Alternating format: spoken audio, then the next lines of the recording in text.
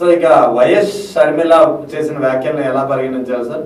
YS Sharmila మావిగన్ అంశంపై కాస్త వ్యంగ్యంగా మాట్లాడుతూ ఈ ప్రస్తావన గతంలో ఎందుకు తీసుకురాలేదు, జగన్ కి గతంలో ఈ ఆలోచన ఎందుకు రాలేదు అని చెప్తూనే కాస్త వ్యంగ్యంగా మాట్లాడుతూను అటు ఆంధ్రజ్యోతి కథనాన్ని సమర్థించిన పరిస్థితి కూడా కనిపించింది ఆమె వ్యాఖ్యల్లో.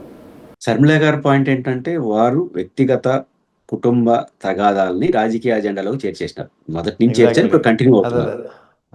అంటే ఆడి నుంచి ఆయన బయటికి రావట్లా. తన వ్యక్తిగత ఎజెండాని మార్చేసి రోజువారీ రాజకీయ చర్చలో చేయడం వల్ల ఏది చూసినా అట్లే అనిపిస్తుంది. రెండు ప్రశ్నలు ఏమనిస్తారు. ఇప్పుడు జగన్ గారు అమరావతి ప్రాజెక్టు వైబిలిటీ కాదు కాబట్టి నేను మావిగన్ పేరుతో కొత్త ప్రతిపాదన చేస్తున్నాను అని స్పష్టంగా చెప్పాడు. దాంతో విభేదించండి, సమర్థించండి, బట్ ఆయనకు ఒక వైఖరి ఉంది. ఎందుకు మావిగన్ అంటే అమరావతి ప్రాజెక్ట్ సాధ్యం కాదు. యాజ్ ఏ కాంగ్రెస్ చీఫ్ గా, పిసిసి అధ్యక్షురాలుగా మీరు దేన్ని సమర్థిస్తున్నారు? జగన్ గారిది కరెక్ట్ కాదు, అమరావతి ప్రాజెక్ట్ సమర్థిస్తున్నారా? సమర్థించేటిగా ఉంటే లేకపోతే రెండు కాదు కొత్త చెప్తారా చెప్పండి. అమరావతి ప్రాజెక్ట్ ని సమర్థించేదలుచుకున్నప్పుడు ఫస్ట్ మీ పార్టీ వాళ్ళు ఒప్పించండి, దేశాన్ని కాదు. మీకున్నది 1% 2% ఓట్లే, దేశాన్ని ఒప్పించాల్సిన అవసరం లేదు. ఫస్ట్ మీ పార్టీని ఒప్పించండి. మీ చింతామోహన్ గారిని ఒప్పించండి, మీ తులసిరెడ్డి గారిని ఒప్పించండి. చింతామోహన్ గారు అసలు ఆ ప్రాజెక్టే సాధ్యం కాదని మాట్లాడుతుంది. మనం విజయవాడలో మీటింగ్ నాకేడ కనపలేదు దేవతలు అని మాట్లాడినాడు. అది ఎప్పటికీ సాధ్యం కాదు, దొనకొండే బెస్ట్ అని ఈ రోజుకి మాట్లాడుతున్నాడు ఆయన. మీ సమక్షంలో తిరుపతిలో మాట్లాడినాడు దొనకొండ అనేసి, అప్పుడు ఎందుకు ఖండించలేదు? నెంబర్ 1. తులసిరెడ్డి గారు ఏమంటున్నారు? అమరావతిలో రాజధాని ఉండాలి, బట్ ఈ తరహా మహానగరం వద్దంటున్నాడు ఆయన. పైపిచ్చు రాజధానిలో హైకోర్టు భాగం కాదు, కర్నూలులో పెట్టని అంటున్నాడు. అంటే అమరావతిలో రాజధాని ఉండాలని చెప్పడం వేరు, అమరావతిలో ప్రాజెక్టు మహానగరాన్ని వ్యతిరేకించినాడు. మీ తులసిరెడ్డి గారు మీతో లేరు, మీ చింతామోహన్ గారు మీతో. ఫస్ట్ మీ పార్టీ వాళ్ళని ఒప్పించకుండా వచ్చి జగన్ గారిని జగన్ గారు అదే కదా మావిగన్ కరెక్టా తప్ప తర్వాత విషయం. జగన్ గారు నోటి గుండా వచ్చిందని ఎంటైర్ A to Z కార్యకర్తలు మాది అంటున్నారు. అసలు విజయవాడలో పోస్టర్లు పెట్టేసినారు, ఫ్లెక్సీలు పెట్టేసినారు. పాయింట్ ఏంటంటే ఇప్పుడు ABN వాళ్ళు రాసిన దాని నుంచి అర్థమవుతుంది ఎంత సమర్థిస్తున్నారు జగన్ వాళ్ళ పార్టీ శ్రేణులని. మరి మీ పార్టీ శ్రేణి ఎందుకు మిమ్మల్ని సమర్థించట్లేదు? అంటే ఫస్ట్ మీ పార్టీని ఒప్పించండి, మీ వైఖరి చెప్పండి, అథవా జగన్ గారిని చంద్రబాబు గారిని విమర్శించండి, సమర్థించండి. కానీ మీ వైఖరి చెప్పడం బలహీనతలు పెట్టుకొని ఇతరులందరూ విమర్శిస్తే లాభం లేదు. రెండోది, అందరిలో ఒక చర్చ నడుస్తుంది. అదేంటంటే జగన్మోహన్ రెడ్డి గారు ప్లాన్ బి పేరుతో మావిగన్ అన్నాడు కదా, మరి అప్పుడే చేస్తుండొచ్చు కదా. ఈ ప్రశ్న వస్తా ఉంది. ఇది తప్పు. ఎందుకు అంటున్నానంటే జగన్మోహన్ రెడ్డి గారు ప్లాన్ ఏ ఏంటి? 3 క్యాపిటల్ ఫార్ములా. ఆయన అధికారంలో ఉన్న 5 ఏళ్ల పాటు 3 క్యాపిటల్ అమలు కోసమే ప్రయత్నించినాడు. మనం సమర్థిస్తామా వ్యతిరేకిస్తామా పక్కన పెట్టండి. ఆయన ప్లాన్ ఏమి తన అధికారంలో ఉన్నప్పుడు అమలు చేయడానికి ప్రయత్నించి సాధారణ భాషలో విఫలమైనాడు. నిర్మోహమాటంగా మాట్లాడంటే దానికి టెక్నికల్ ప్రాబ్లమ్స్, కోర్టు తీర్పులు, పరిస్థితులు, ఉద్యమాలు, రకరకాల కారణాలు, సమీకరణాలు. అదే జగన్ గారు మళ్ళీ గెలుచుంటే విశాఖపట్నంలో శంకుస్థాపన, విశాఖపట్నంలో సెక్రటరియట్ పెట్టుంటాడుగా, కనీసం క్యాంపు కార్యాలయం పెట్టేసి ఉంటాడుగా. అంటే ఆయన ఓడిపోవడం, 5 ఏళ్ళు చేయలేకపోవడం వల్ల ప్లాన్ ఏ అమలు చేయలేకపోయినాడు. ఇప్పుడు ప్లాన్ ఏ ఆయన అమలు చేస్తాడు. అందువల్ల ఉన్నంతలో అమరావతి వైపు ముందుకు వెళ్తున్నారు కాబట్టి మళ్ళీ డిస్టర్బ్ ఎందుకని ఆయన ప్లాన్ బికి వచ్చాడు. ప్లాన్ ఏని అమలు చేసే ప్రయత్నం చేసి సాధ్యం కాని పరిస్థితిలో ప్లాన్ బికి వచ్చినాడు. ఆయన ఏం ప్లాన్ అప్పుడు ఎందుకు అమలు చేయలేదంటే అప్పుడు ఆయన ప్లాన్ ఏలో ఉన్నాడు.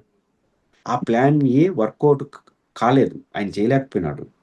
టెక్నికల్ అనేక రీజన్స్ ఇచ్చా మళ్ళీ ఓడిపోయినాడు. కాబట్టి ప్లాన్ ఏ ఎట్ట అమలు చేస్తాడు ఆయన అంటే ఇంకొక సెకండరీగా వాళ్ళకి దగ్గరగా ఉండేట్టుగా అమరావతికి ఆనుకొని ఇది ఉంటుంది కాబట్టి చేశాడు.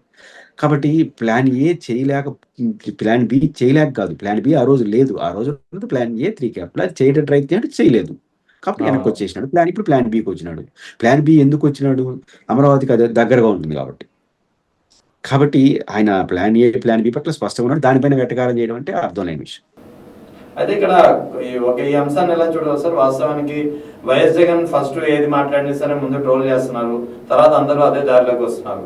గతంలో కరోనా విషయంలో చూసాం మనం, పారాసిటమాల్ టాబ్లెట్ విషయంలో ఒక ట్రోలింగ్ చూసాం, తర్వాత అందరూ అదే దారిలోకి వచ్చారు.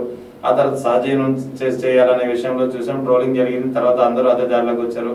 ఇప్పుడు మావిగన్ అంశం కూడా పెద్ద ఎత్తున ట్రోల్ చేశారు, ఇప్పుడు అందరూ అదే దారిలోకి వచ్చారు. ఈవెన్ చంద్రబాబు నాయుడు కూడా అదే దారిలోకి వచ్చారు. సిఆర్డీఏ పరిధి కూడా మావిగన్ పరిధితో ఈక్వల్ గా ఉందని చెప్పి, లేకపోయినా సరే ఉందని చెప్పి ఆయన అబద్ధం చెప్పడం, అబద్ధపు వ్యాఖ్యలు చేయడం ద్వారా మావిగన్ అంశం వాళ్ళని ఎంతగా భయపడుతుంది, ఆ దారిలోకి అందరూ వస్తున్నారని ఇండైరెక్ట్ గా ఒప్పుకున్నట్టు కనిపిస్తుంది.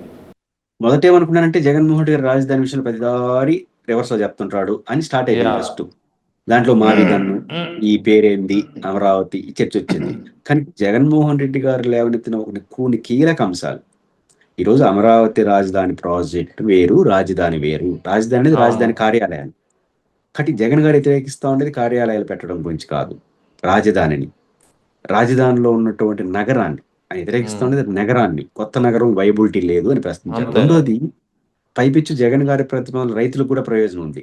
ఎలా అని మీరు అనొచ్చు. ఇప్పుడు ఉదాహరణకు అమరావతి ప్రాజెక్టులో ఎంత ఇస్తారు ఒక ఎకరాకి?